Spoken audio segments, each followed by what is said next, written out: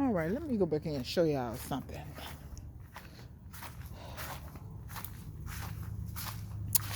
I think I'm gonna put a walkway over here. Anyway, but that's neither here nor there.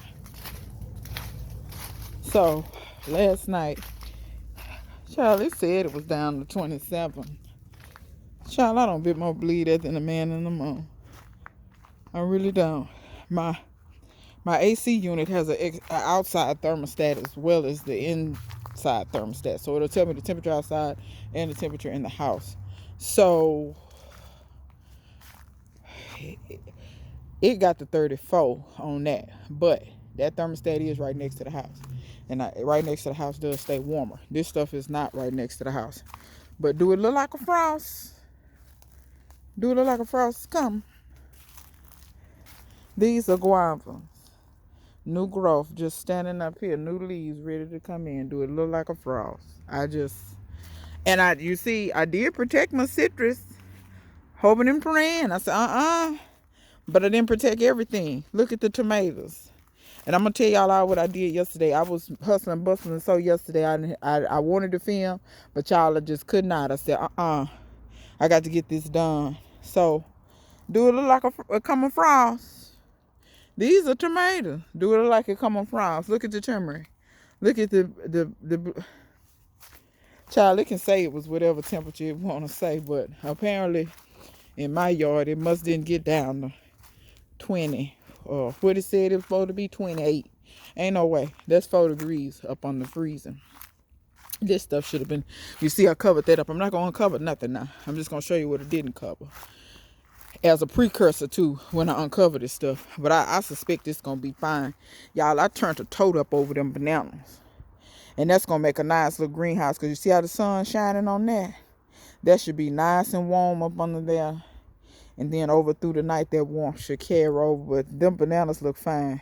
The leaves are kind of pushed together. But see the peanuts, the crocuses, the ginger, the turmeric. Nothing looks... I don't believe it coming from. I don't think. It don't look like it. All the trees look the same. Some of the yams still got a little green in them. These peppers, I forgot to get these off. Now, I was going to at least take the peppers off. But y'all looking at how they look, I'm going to give y'all a spoiler. Up in the front, I had every intention of taking those peppers and just cutting the limbs off. I harvested 90% of the peppers, and I was just going to cut the limbs off and cut them short and just go ahead and overwinter them. I did not do that. I took all the peppers off, and then I covered them up. So that's what I did. But these, I left the elderberry and the mulberry out here, and I left those 2 palms, the jelly palm and the wine palm. I left both of those palms out here. I left the goji berry out here too. All of that stuff is fine in the cold. My walking onions, Egyptian walking onions, they're fine. I left all that out here. So, I shed up the greenhouse, and y'all know I got a temperature thing in here to where I can see what temperature it is in the ground. I can see the temp in the house.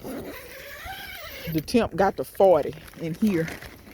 Oh, it feels good up in here. So, I know that everything is fine in here. So what I did, the things I was worried about, I brought them in. I did tomato cuttings in each one of these tires over there too. And then I got just some tomato clippings I'm just going to let break down and play. But I brought the pigeon peas in, but I wanted to show y'all this here. So these are the red gungo peas, y'all. And I know the light ain't the greatest in the greenhouse. It's kind of shady back here, but look at how pretty that flower is. It looks like it looks just like a sugar snap pea, or if you got a bean flower. But look at the color. Burgundy on the outside, yellow on the inside. Those are red gungo peas, y'all. If you don't know what gungo peas, pigeon peas. I know y'all know what those are. These are my guama cheese. They got a little touch by the cold, but they're going to be okay.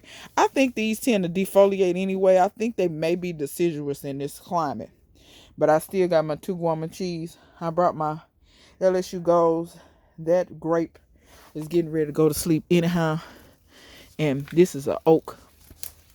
That it done broke off, but it is what it is. But that grape is alive. The other grape perished. I slacked on my watering. Let me look over here and see how my cuttings, they look okay. My cuttings look okay. I'm going to come back and probably water them again today. Something I'm going to do tonight, which I intended to do last night. I'm going to fill this up with water. Y'all, that water will be a heat sink up in here. But something else I did is, y'all see my brand new beds? They ain't even got no dirt in them yet.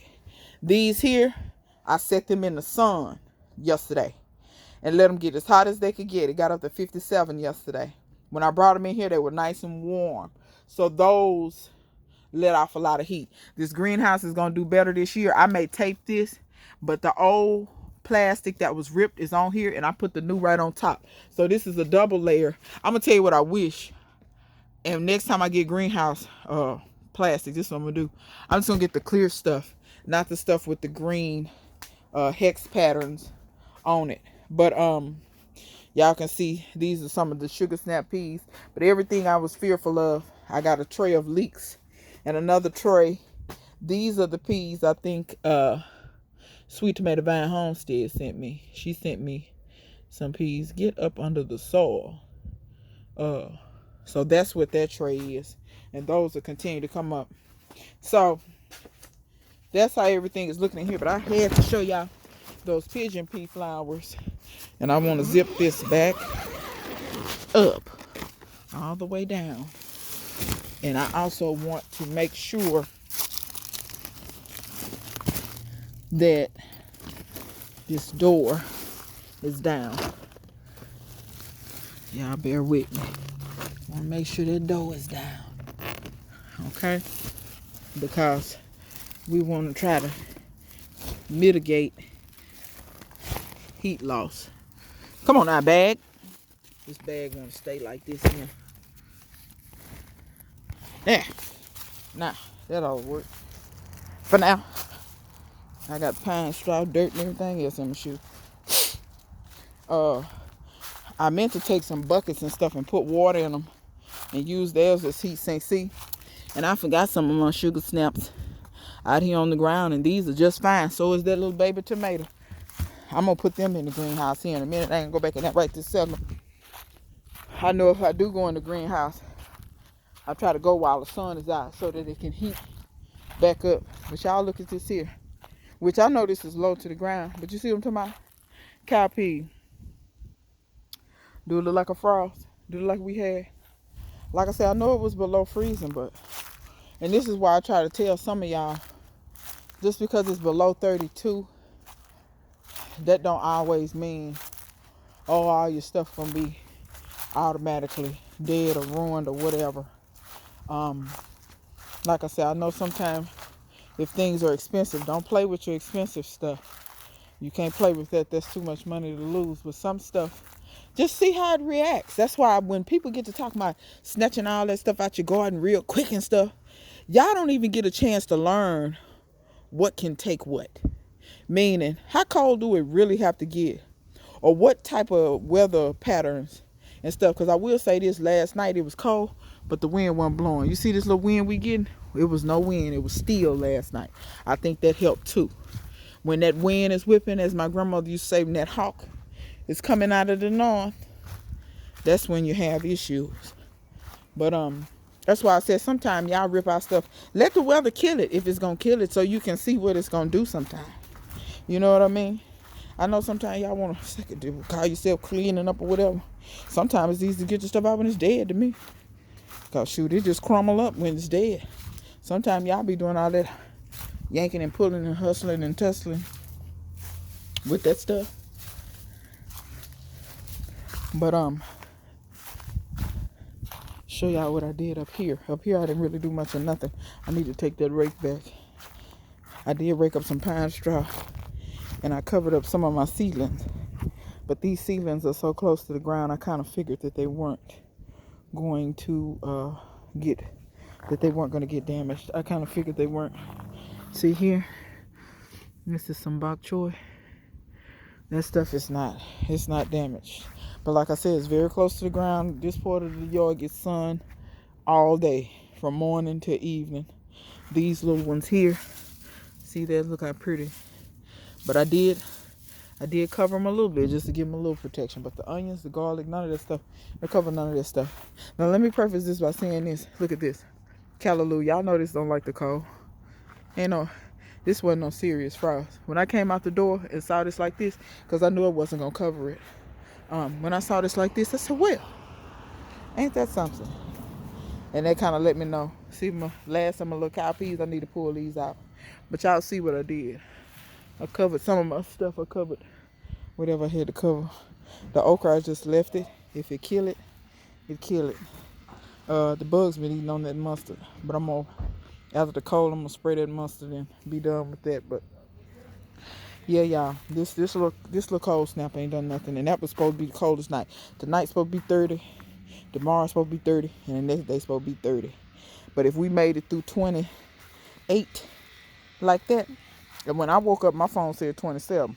I don't know how true that is, because like I said, my thermostat said 30 something, but my thermostat is right upside the house, so I don't count that as being accurate. But look at the peanut. Peanut don't like cold. Y'all see how pretty they are? These peanuts are so gorgeous. I promise you, you could almost do them as a ground cover. They're so pretty. And then the garlic coming up through there.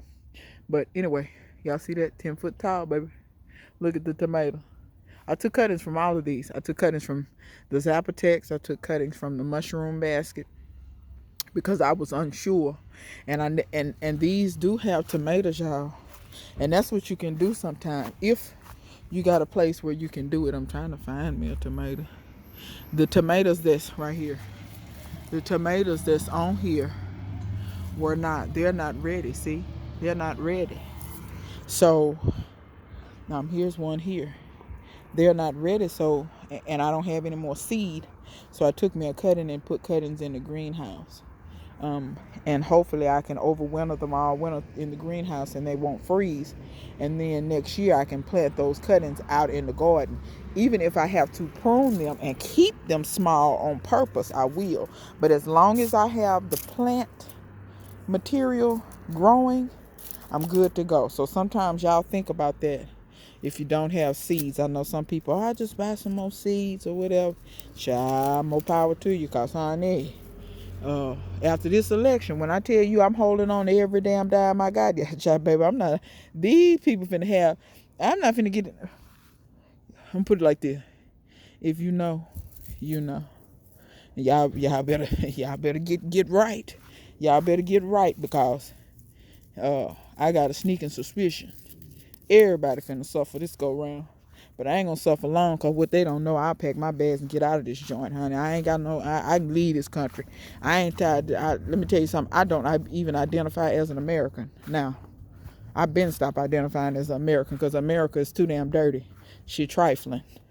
So, that's just like how I don't identify as a Christian anymore either. And I don't identify as a Christian because of Christians. Oops. That don't mean I don't believe in a higher power. That don't mean that.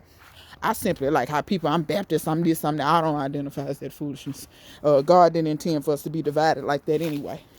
But, and I do have morals and values. I'm not for the foolishness, especially being raised. I was raised in a Black Baptist church, and the way they do folk, especially certain demographics. I don't have time for it. Once again, if you expect me to be a Christian and then denigrate people, and they for no reason, I'm good. I'm good. If you expect me to follow the white version of Christianity, I'm good. That's another reason why I don't identify with being Christian. But yeah, y'all, I'm not really gonna uncover anything. It's a lot of hooping and hollering going on. What's going on over there 2 streets over? No, what's going on? Anyway, did y'all hear them voices? Anyway. But yeah, y'all, I just wanted to roll out here. I just knew for sure these figs were gonna come out off of here. But shoot, it looked like it's still trying to. Look at there, 3 figs. 1, 2, 3. Look at there. And then kind of look like it want to push out a little growth. But that's another thing. Don't worry about if your figs. Your figs will go to sleep when they're ready. They'll wake up when they're ready. I don't do nothing to force them to do nothing. I just let them be out here in Mother Nature where they're supposed to be. Certain breeds will defoliate first. My brown turkeys are just about out. That Celeste is behaving like that because If y'all remember earlier in the year, it was getting too much water and it almost died and it never did bear fruit. Trees do want to bear fruit for you, especially figs. Um, but it had that issue and now it seems to be bouncing back trying to do something. Whether they give me a fig or not, I don't care. Um, this over here, what I covered, this is the Emma fig. It's got about 5 or 6 figs on it. Pleurisy root, or this is a type of milkweed. I can't think of the name of it. Blooming like hell. But yeah, ain't no frost. Anybody ever took their Barbados cherry through a frost? Will it kill it completely? Anybody that know? If I need to protect these, I will. But I'm gonna be honest and tell you my thought pattern. I know they tropical. My thought pattern is them suckers got bark on them, and guavas can make it through the cold. They'll come back on you. I don't know. We're gonna see. But they were fine last night. Like I said, I'm sure they'll be fine these next few nights. I will worry if we get way down. Like if we go 20, 19, 18, 17, if we get down like that. Or maybe if we get 25, then maybe I'll worry. But it seems like 28. And I'm going to be honest, y'all. I know some of y'all put y'all stuff up. And like I said, I'm not saying don't. Because especially if you're talking about fruit trees are not cheap. But let me go out on a limb and say this. If you live in the South, pretty much any fig, don't matter if it's in a pot or the ground, you can leave it outside. It's not, with figs, the roots have to freeze in order for you to kill it. Even if, because I've had cold winters, even if your limbs die back, it'll come back from the ground. These brown turkeys came back from the ground. And I'm going to be honest and say this and just hear me out. Some of your trees you want to do that. The reason why you want them to do that is because they'll be tougher that way. When they have to go through a little adversity, they're tougher. And they'll quit dying back to the ground like that. Now, I'm not saying that for every tree. The trees that I'm very particular about, my citrus. The citrus can get so low, you can kill it. Especially if those are grafted trees, if you kill the grafted part, a lot of time the rootstock will come back. But that's not the part with the fruit that you want. It's the top part of the tree. So if you got growth that comes back above the graft, you good. If you got growth that comes and all of your growth is below the graft, let them limbs grow out and graft onto them, because that's your rootstock. It may produce some fruit, but it's usually sour, nasty fruit. But you can always graft onto it. But yeah, some of your stuff, y'all, let it get tough. Toughen it. Even while it's still in the pot, sometime toughen it. I don't ever put these figs in. I did put those LSU figs in the greenhouse. I just was putting stuff in, and I grabbed that one and I wasn't finna put it down. But like I said, everything is looking so good after this first day. Maybe I'll film again after the next few days and try to show y'all what's up after we get through with all this freezing and carrying on. But as for right now, y'all, we looking good. I'm happy. I don't think I'm gonna lose anything, and I think my peppers are gonna continue to be able to produce, because I looked at the weather and we don't have any more frost coming for a long time. We have some cold nights, but no more frost for at least a month. So unless the weather changes and does something drastic. But yeah, that's where I'm at on that. So till next time, see you guys later.